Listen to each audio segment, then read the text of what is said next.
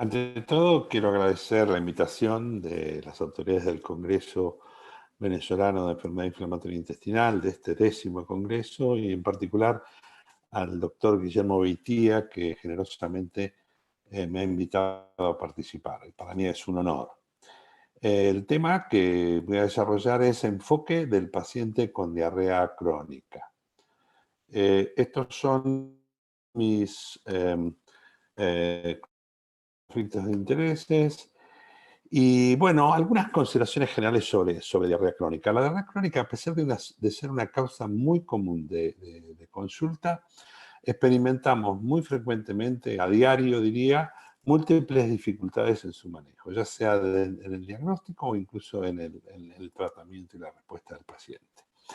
El impacto clínico de una diarrea crónica es sumamente variado, porque puede ir desde no tener ninguna relevancia importante, como ocurre con los pacientes con diarrea de origen funcional, en los cuales por supuesto los síntomas molestan, pero relevancia en cuanto a la progresión de la enfermedad y el impacto biológico de la enfermedad, a ser un síntoma a veces incapacitante que puede interferir severamente con la calidad de vida.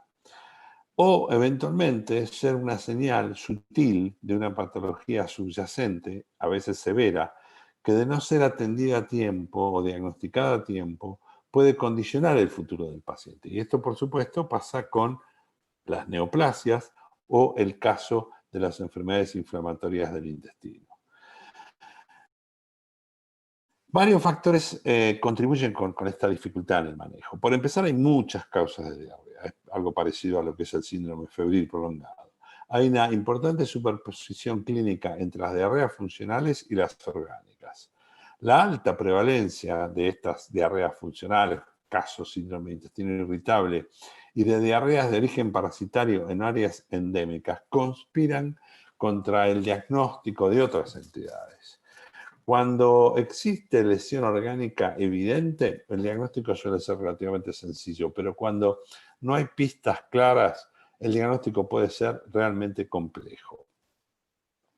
Además, se han agregado a los cuadros de diarrea, por supuesto, de todas las enfermedades conocidas en los últimos años, diarreas vinculadas a tratamientos especiales como inmunosupresión, trasplante o nuevas drogas relacionadas con tratamientos inmunológicos, por ejemplo, de las neoplasias, de las cuales, incluso del éxito del manejo que tengamos en estas situaciones, depende la posibilidad de continuar con las terapias que los pacientes requieren, incluso para la sobrevida. Por otra parte, en los últimos años también han aparecido herramientas diagnósticas nuevas que facilitan el diagnóstico, pero a su vez deben ser usadas con criterio para no someter a los pacientes a estudios en vano y no aumentar innecesariamente los gastos que pueden llegar a ser muy altos. En ocasiones, el diagnóstico a prime facie, digamos, no parece fácil. El paciente debe ser inicialmente advertido de que es posible que tenga que pasar por varias etapas diagnósticas y de tratamiento. Debe ser avisado al comienzo, porque frecuentemente estos cuadros complejos requieren, porque son un desafío complejo tanto para el médico como para el paciente. La definición de diarrea tampoco es demasiado clara, porque en realidad se considera que 3 o más deposiciones flojas por día es diarrea, y un peso fecal más de 200 gramos ese día, pero realmente es raro que nosotros pesemos la materia fecal. Crónica, si es de más de 4 a 6 semanas, pero lo que es importante interrogar son también los cambios de hábito intestinal. O sea, un paciente que, por ejemplo, empieza a tener deposiciones más blandas o diferentes, puede tener un significado clínico incluso sin cerrar totalmente para una definición clásica de diarrea. La escala de Bristol ayuda a cuantificar y cualificar, digamos, la materia fecal, sobre todo a calificar la materia fecal. Pero en la práctica clínica, la verdad que no es demasiado utilizada. Sí, muy utilizada en todos los trials que tengan relación con el manejo de diarrea crónica. En ocasiones particulares puede ser útil cuando es difícil entender con el paciente qué es lo que el paciente significa. Pero un punto importante es que las diarreas crónicas son prevalentes. Y esta prevalencia probablemente varía mucho entre países, regiones e incluso dentro de un mismo país, en diferentes sectores sociales. No hay estadísticas confiables y en adultos es cercana al 7%. Y en las personas de edad es más frecuente. Entre el 7 y el 14% de las personas de tercera edad pueden tener diarrea crónica.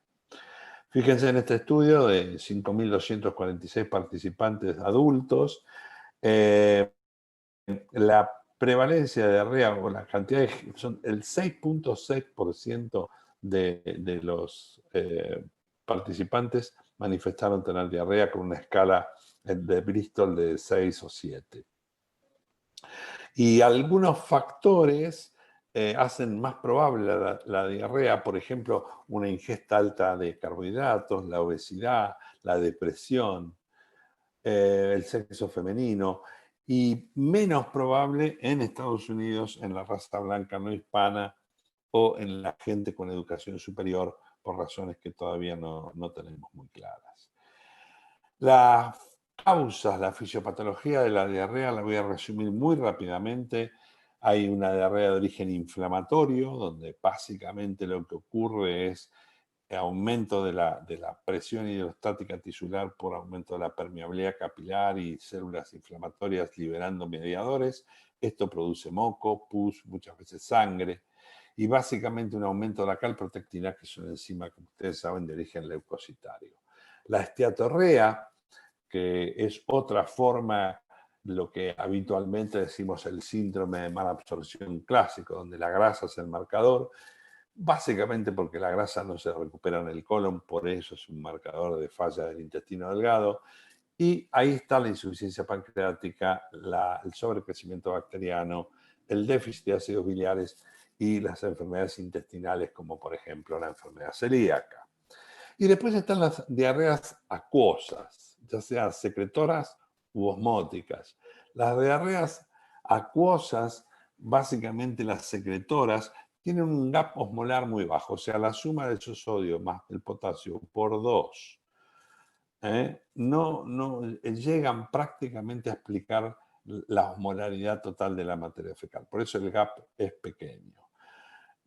Porque básicamente los que están llevando el agua a la materia fecal son los electrolitos. En cambio, en las diarreas osmóticas, el mecanismo de sustancias osmóticamente activas, no sodio, potasio, electrolitos endógenos, hace que ese gap osmolar sea alta.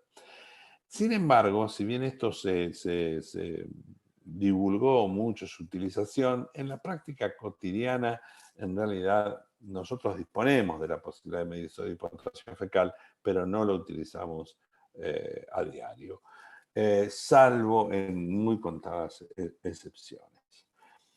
La evaluación inicial debe tratar de orientarnos rápidamente a diferenciar si la diarrea es funcional orgánica, alta o baja, malabsortiva o inflamatoria. Y aquí es tremendamente importante el interrogatorio y el examen físico, porque eventualmente, de entrada, muchas veces nos permite identificar una causa específica de diarrea. El interrogatorio es clave y creo que es uno de los factores o uno de los puntos de mayor falla de nosotros, los médicos, en el diagnóstico de la diarrea. Es muy importante saber cómo es el comienzo, cuáles son los factores epidemiológicos, si la diarrea es continua o intermitente, son dos mundos distintos. La frecuencia, si interrumpe el sueño. Los pacientes con trastornos funcionales, la diarrea no despierta de noche. Y los síntomas no están al abrir los ojos. Pueden tardar segundos o minutos, pero no al abrir los ojos. Los pacientes con diarreas bajas tienen urgencia, pujos, tenesmo. Hay que interrogar sobre la característica de la materia fecal y no contentarse con que el paciente diga que va bien, porque en realidad ese dato no alcanza. Tienen que describir la materia fecal, la frecuencia, la cantidad. La presencia de incontinencia hay que preguntarla porque muchos pacientes no la refieren espontáneamente. Es muy importante el cambio nutricional, el apetito, la ingesta, los cambios en el peso, los cambios en la dieta. Hay pacientes que modifican la dieta y empiezan con un cuadro funcional o una intolerancia a algún alimento, a la lactosa. Y, por supuesto, considerar en forma temprana lo que se llama la diarrea facticia, que es la diarrea autoinducida en aquellos cuadros que sea compatible. Porque si no se la tiene en cuenta, pueden pasar el paciente por muchísimos estudios, sufrimiento e incluso complicaciones importantes si uno no la sospecha de entrada.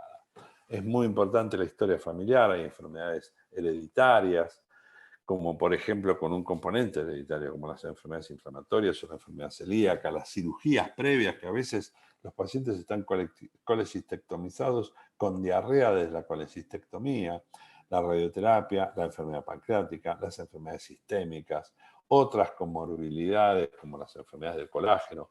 Es muy importante acordarse del alcoholismo, que muchas veces no es referido, el uso de antiinflamatorios u otros fármacos que producen colitis microscópica, viajes e intolerancias alimentarias específicas.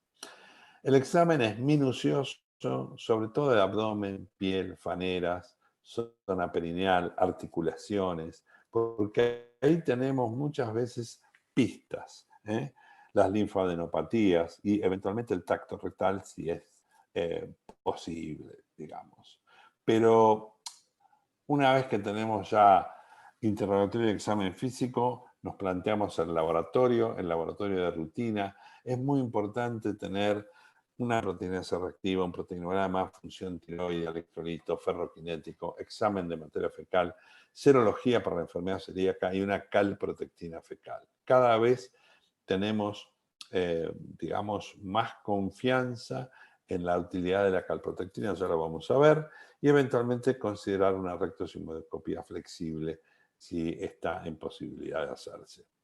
La clínica de la colitis ulcerosa es bien clara porque en realidad al estar enfermo siempre el recto sigma, o casi siempre diría yo, para no ser estricto, los síntomas provienen del pujo, el tenesmo y la urgencia del compromiso de la zona sensorial del recto. Por supuesto que a más enfermedad, más diarrea, más volumen, más deposiciones, o mejor dicho, más volumen de la materia fecal, y a más gravedad, más moco y más sangre. Pero es importante tener en cuenta que incluso los pacientes con colitis ulcerosa pueden estar constipados cuando tienen una enfermedad limitada al recto sigma, con constipación del resto del colon. Ojo con los pacientes acostumbrados a sus síntomas, porque muchas veces los pacientes creen que lo que evacúan y las veces que evacúan es normal. El paciente, por otra parte, no refiere espontáneamente sus síntomas, sino se le preguntan. Y sobre todo hay pacientes con colitis ulcerosa que tienen una importante disociación clínica endoscópica, cosa que ocurre, por ejemplo, con los pacientes que tienen una colitis ulcerosa, por ejemplo, asociada a colangitis esclerosante primaria, que es donde más observamos esa disociación. Por otra parte, la clínica de la enfermedad de Crohn es mucho más heterogénea.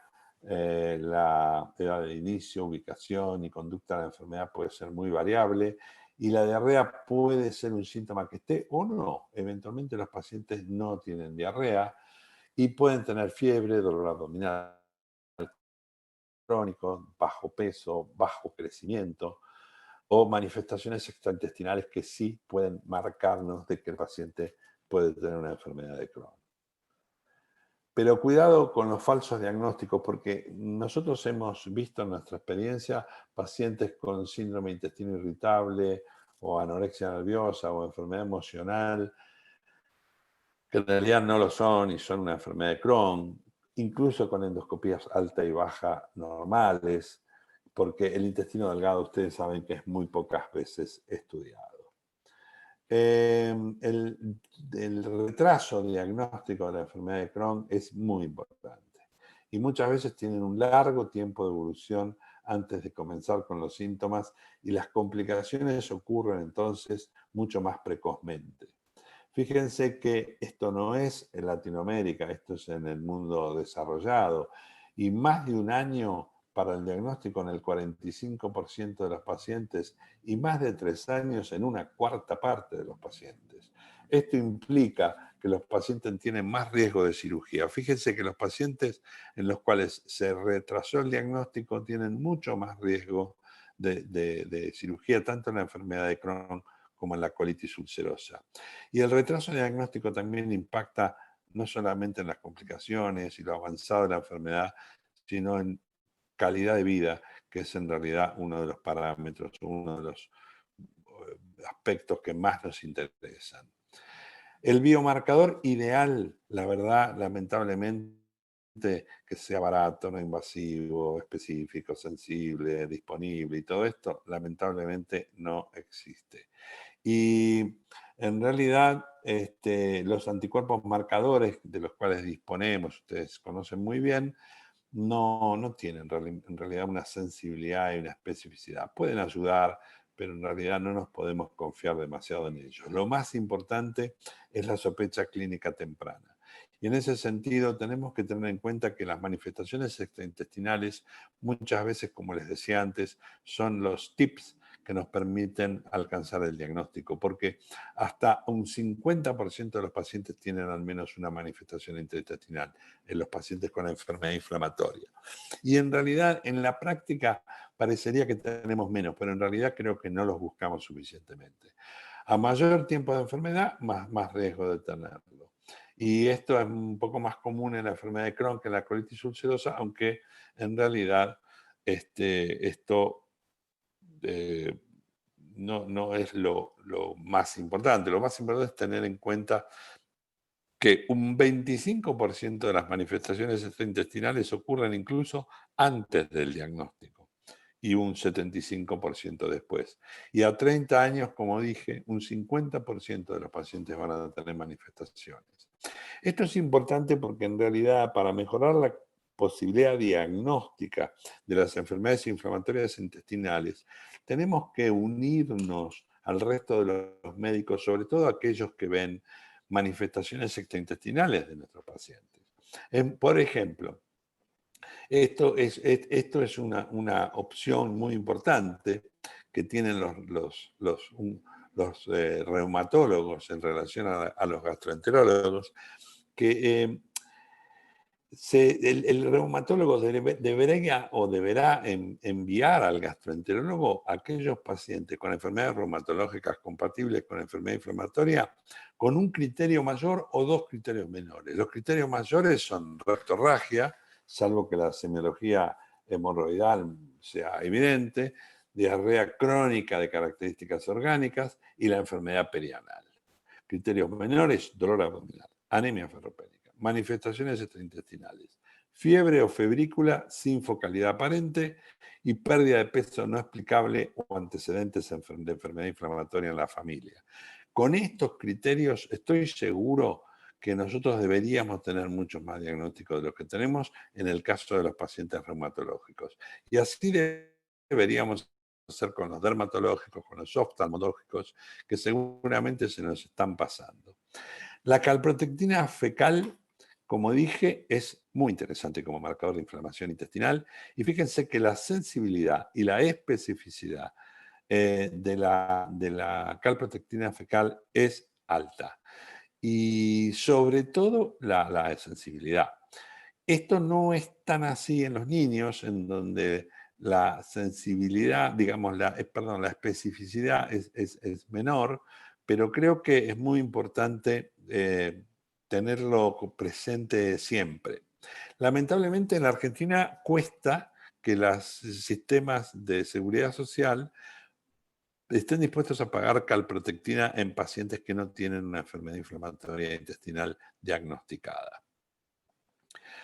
El rango, digamos, de sensibilidad para hacer diagnóstico de enfermedad inflamatoria en pacientes con adultos y chicos con síndrome intestino irritable es muy bueno. y la verdad que es algo que deberíamos tener en cuenta porque muchos de los pacientes con la enfermedad inflamatoria han tenido diagnóstico de síndrome de intestino irritable previo. Y fíjense que con un valor de corte de 100 microgramos, probablemente estemos en una especificidad aceptable. Una perlita. Los pacientes que toman inhibidores de la bomba de protones tienen cómo puede producir protectina y también nos está diciendo que los inhibidores de la bomba algo no muy bueno le hacen al intestino. Por supuesto que nosotros tenemos que estudiar el colon y la colonoscopía debe ser realizada con biopsias, en lo posible con ileoscopía y biopsias del ilion y del colon, porque muchos pacientes con diarrea tienen las frecuentes, yo diría, en aquellos pacientes que no tenemos pistas importantes, lo que en ese grupo son frecuentes son las colitis microscópicas. Y ahí tanto la colitis linfocítica como la colitis colágena, solo hacemos diagnósticos si tenemos biopsias. Así que, por favor, no olvidarse de biopsiar el colon de los pacientes con diarrea crónica. Nosotros hicimos un trabajo que presentamos en un congreso argentino de 1.300 pacientes con diarrea biopsiados en el colon, y encontramos que un 13% de los pacientes tenían alteraciones microscópicas. La mitad de ellos, más o menos, con alteraciones clásicas de colitis colágena y colitis linfocítica, y el resto con hallazgos menos claros, que todavía estamos intentando desenredar a qué exactamente corresponden. Lo cierto es que las imágenes también pueden ser útiles. La colonoscopia virtual ha reemplazado el colon por enema y muchas veces nos permite estudiar el colon más allá de las estenosis. Los estudios de materia fecal clásicos los usamos poco. El esteatocrito sí se usa con mucha frecuencia junto con la elastasa, como vamos a ver. En la malabsorción de hidrato de carbono se usa mucho el test de aire expirado. En realidad, eh, yo creo que es un estudio sobreutilizado. Eh, las proteínas son muy difíciles de marcar como para saber su absorción y la falla pancreática básicamente se estudia con la elastasa pancreática y la esteatorrea. Y la pérdida proteica, que no es lo mismo que la malabsorción proteica, por supuesto, con el clearance de alfa-1 antitripsina, que no es útil para las pérdidas de origen gástrico. La calprotectina fecal nuevamente aquí presente y yo diría que los coprocultivos y los parasitológicos, que lamentablemente no en todos lados se hacen bien. Nosotros creo que en la Argentina muchas veces tenemos problemas con los parasitológicos en las zonas donde hay poca parasitosis. Y después tenemos los paneles de PCR para enteropatógenos que son sumamente interesantes y que creo que cada vez vamos a utilizar más. Eventualmente, la detección de laxantes en la orina nos permite encontrar pacientes que se autoinducen la diarrea, y la microscopía de la materia fecal, que se está usando también cada vez menos, permite a veces ver leucocitos o cristales de Charcot-Leyden. La PCR, como dije, en materia fecal buscando patógenos, son muy interesantes porque en muy poco tiempo uno puede tener un perfil de patógenos, de enteropatógenos muy amplio, y esto muchas veces es importante en pacientes, sobre todo inmunosuprimidos. El tránsito intestino delgado lo hemos ido abandonando. A mí siempre me gustó. En una época hice bastante radiología y realmente es un estudio fantástico. Lo que pasa es, claro, que la tomografía computada, en donde aquí podemos ver una estenosis de una enfermedad de Crohn, o la resonancia, la enteroresonancia, nos permiten visualizar no solo la luz intestinal, sino todo lo que ocurre alrededor, el grosor de la pared, la tinción de la pared, y los abscesos o fístulas, cosas que muchas veces con el tránsito simplemente no lo podemos ver. A pesar de eso, alguna vez pedimos alguno para tener una visión desde un lugar diferente. Y la ecografía Doppler, que en la Argentina hace muchos años que lo hacemos. En nuestro hospital tenemos más de, yo creo que 20 años de experiencia con la ecografía Doppler, que es un estudio fácil, fácil para el paciente. El ecografista tiene que estar muy, muy entrenado, porque no solo puede ver las capas, el engrosamiento, fístulas, abscesos, adenopatías, además con el Doppler color puede ver flujo, y con el flujo puede determinar actividad inflamatoria. Esto es, la verdad, un estudio muy recomendable, sobre todo para países como los nuestros, donde los recursos no abundan. Por otra parte, la cápsula también se ha incorporado, siempre teniendo en cuenta que no quede retenida en una estenosis, para lo cual conviene hacer un estudio por imagen previo, y descubre a veces imágenes que por otros mecanismos no podemos obtener. Imágenes mucho más sutiles, como aftas o pequeñas úlceras en el intestino delgado. El páncreas cada vez se estudia más con imágenes. La lactasa fecal es útil, pero no es tan sensible y tampoco tan específica. Sin embargo, la seguimos utilizando porque cuando es baja nos alerta de la posibilidad de insuficiencia pancreática, pero la TAC, la resonancia y sobre todo la econdoscopía nos han marcado un camino absolutamente distinto. El páncreas hace unos años era un órgano casi desconocido y ahora tenemos una enorme cantidad de patologías y de entidades de falla pancreática para muchos de nosotros novedosas. La evaluación clínica inicial nos permite, mediante la clínica y los análisis de sangre, descartar algunas enfermedades o confirmar en otras ocasiones otras. Es muy importante el estudio inicial de la materia fecal. Si sospecha cáncer o inflamación, es muy importante, por supuesto, la videocolonoscopía o la videorectosigmoidoscopía en gente joven. La sospecha de enfermedad celíaca nos lleva a la biopsia rápidamente del duodeno, y la sospecha de enfermedad del intestino delgado a los estudios directos de intestino delgado, que muchas veces son los últimos que se hacen y a veces deberían ser los primeros. La evaluación clínica secundaria de los pacientes en los cuales no tenemos diagnóstico nos debe llevar a profundizar los estudios de, por ejemplo, de inmunodeficiencias que eventualmente con la clínica se pueden sospechar de entrada, pero digamos que eventualmente en una segunda etapa evaluaremos también desórdenes relativamente frecuentes, no tanto como los anteriores, pero la malabsorción de sales biliares, la colitis microscópicas y la sospecha de malabsorción de lactosa y la sospecha de enfermedad actínica nos van a llevar a los estudios correspondientes.